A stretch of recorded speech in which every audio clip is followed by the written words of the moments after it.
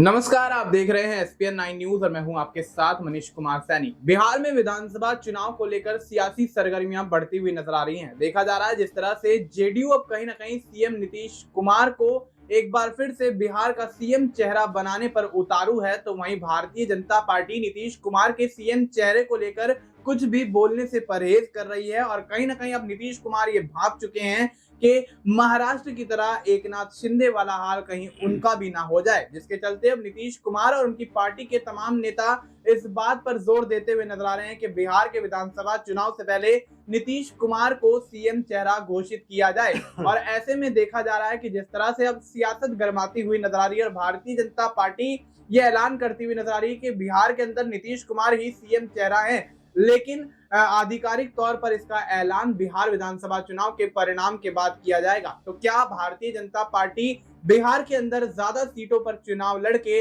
अपनी सरकार बनाने का इरादा लेकर बैठी है? क्या भारतीय जनता पार्टी नीतीश कुमार को सीएम पद से हटाना चाहती है? क्या भारतीय जनता पार्टी एनडीए गठबंधन के अंदर रहते हुए नीतीश कुमार के खिलाफ बड़ी बगावत की तैयारी कर रही है? और क्या नीतीश कुमार इन सब चीजों को भांपते हुए एनडीए के साथ ही बने रहेंगे या फिर कहीं ना कहीं आरजेडी के साथ महागठबंधन के तहत बिहार का विधानसभा चुनाव लड़ते हुए नजर आएंगे? इस मुद्दे पर विस्तार से चर्चा करेंगे हमारे वरिष्ठ सहयोगी अमन सर के साथ। सर, बहुत बहुत स्वागत है आपका।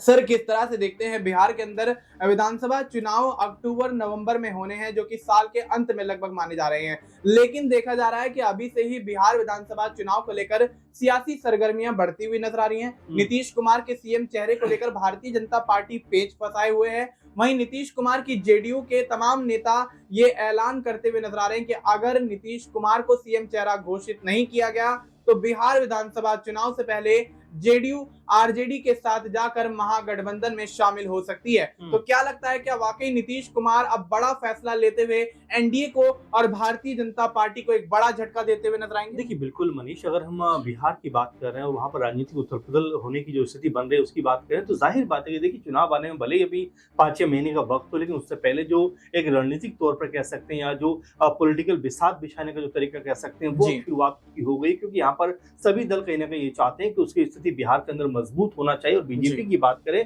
तो बीजेपी तो बहुत समय से इस बात को लेकर कहीं ना कहीं पशुपेश में है कि भाई किस तरह से बिहार के अंदर अपना सीएम बनाया जाए, अधिक सीटों पर चुनाव लड़ा जाए, इसको लेकर कोई ना कोई फॉर्मूला बनाया जा रहा है, तैयार किया जा रहा है। और ऐसे में ये भी खबर निकल के सामने आ रही है कि बीजेपी 50-50 फॉर्मूले पे शायद बिहार में चुनाव लड़ती हुई नजर आएगी, यानी कि 50% की जो सीटें होंगी उस पर बीजेपी चुनाव लड़ेगी और बाकी जो 50% बचेंगी उस पर जो उनके सहयोगी दल हैं, चाहे जेडीयू हो, चाहे जो कह सकते हैं कि एलजेपीआर हो या हम हो या उपेंद्र कुशवाहा की पार्टी, इन सबको सीटें देती हुई नजर आएगी। यानी कि जेडीयू की जो स्थिति है बीजेपी के मुकाबले कमजोर रहने वाली है सीटों के हिसाब से अगर बात करें, और उस तरीके का कहीं ना कहीं विरोध कह लें या समर्थन कह लें, एक तरीके से उसको लेकर अभी कोई बहुत ज्यादा तैयारी में जेडीयू नजर नहीं आ रही, क्योंकि जेडीयू सोच रही है कि किसी भी तरह से वो कह सकते हैं कि मुख्यमंत्री का जो पद होता है भले ही सीटें कम रहें लेकिन वो पद उसके पास रहना चाहिए। इसीलिए अभी देखिए कि उनके नीतीश कुमार के बेटे हों या जेडीयू के और भी नेता हों, वो यही बात एक सुर में कहते हुए दिखाई पड़ रहे हैं कि भाई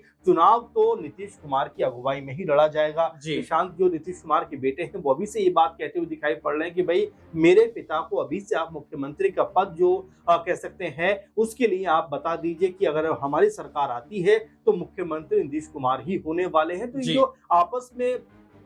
जो खींचतान चल रही है, आपस में जो रस्साकशी का माहौल है, वो ये बताने के लिए काफी है मनीष कि बिहार के अंदर जितने भी दल हैं, खासकर अगर हम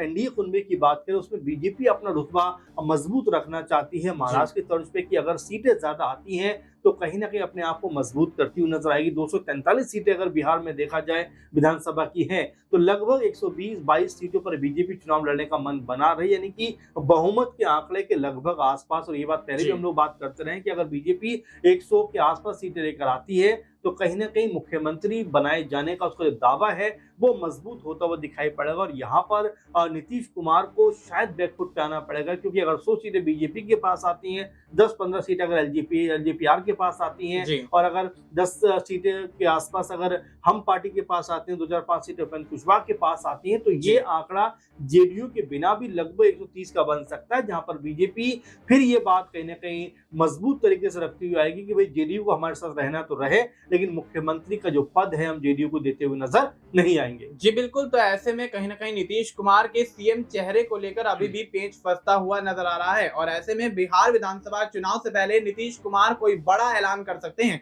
जिसके चलते बिहार विधानसभा चुनाव से पहले कहीं ना कहीं भारतीय जनता पार्टी को इसका खामियाजा भुगतना पड़ सकता है, क्योंकि भारतीय जनता पार्टी बिहार के अंदर अपनी सियासी जमीन की तलाश कर रही है, जिसके चलते अब कहीं ना कहीं ये कहा जा रहा है कि अगर जेडीयू यहाँ पर एनडीए से किनारा कर लेती है तो भारतीय जनता पार्टी का भविष्य बिहार के अंदर खतरे में आता हुआ नजर आएगा। लेकिन सर, आपने यहाँ पर जिक्र किया कि भारतीय जनता पार्टी 50% सीटें अपने पास रखती हुई नजर आएगी और अन्य दलों को यानी कि नीतीश कुमार, चिराग पासवान, उपेंद्र कुशवाहा और जीतन राम मांझी, इन चारों दलों को कहीं ना कहीं 50 सीटों पर रजामंदी यहाँ पर दिलवाती हुई नजर आएगी। तो क्या लगता है कि नीतीश कुमार इस बात से एग्री करेंगे या इस बात को सहमति देते हुए नजर आएंगे कि 50% सीटों में से यहाँ पर उनके साथ तमाम दल यहाँ पर जुड़ते हुए नजर आएंगे और अन्य 50% सीटों पर भारतीय जनता पार्टी लड़ेगी? तो क्या इसका सीधे सीधे तौर पर नीतीश कुमार ये अंदाजा लगाते हुए कहीं बड़ा ऐलान तो नहीं कर देंगे कि कहीं भारतीय जनता पार्टी अगर 50% सीटों पर लड़ती है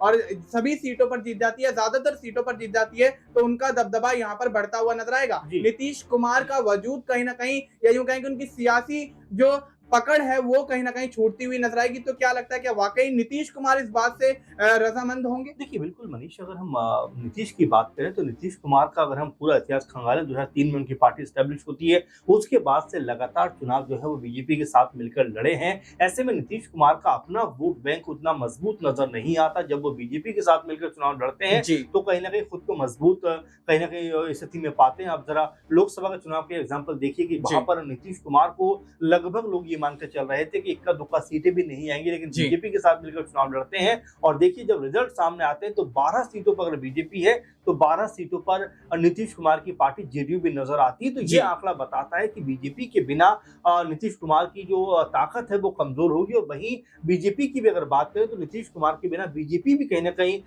जो जिस मजबूती के साथ में चुनाव लड़ती रही है उसमें कमी आती हुई दिखाई पड़ेगी। तो यहाँ नीतीश कुमार और बीजेपी एक दूसरे के पूरक नजर आते हैं और यही वजह है कि देखिए नीतीश कुमार को भी पता है कि 43-44 सीटें होने के बावजूद भी अगर उनको मुख्यमंत्री बनाया गया है तो बीजेपी इस बार जरूर चाहेगी कि मुख्यमंत्री उनके खेमे का होना चाहिए। भले ही अभी से ये माहौल बन रहा हो कि नीतीश कुमार की तरफ एक रुझान बनाने का प्रयास किया जा रहा हो, चाहे उनके बेटे के जरिए कोई और लोगों के जरिए, लेकिन बीजेपी इस फिराक में बैठी है कि अगर 100 के आसपास सीटें उसके पास आती हैं तो यहाँ पर उसका दावा जो है वो मजबूत होता हुआ दिखाई पड़ेगा। महाराष्ट्र की तर्ज पर लगातार हम इस जिक्र इसलिए भी कर रहे हैं कि महाराष्ट्र में जिस तरह से बीजेपी खामोश रही और जब रिजल्ट सामने आते हैं उसके बाद तुरंत कह देती है, बीजेपी की तरफ से बयान आता है कि भाई मुख्यमंत्री तो हमारी तरफ से ही होने वाला है। और ये जो चीज निकल के सामने आती है ये बताने के लिए काफी हो जाती है कि बिहार में भी कुछ ऐसा ही होता हुआ दिखाई पड़ सकता है। इसीलिए अभी से अगर माहौल में देखा जाए तो गर्मी दिखाई पड़ती है, क्योंकि अभी होली का वक्त है।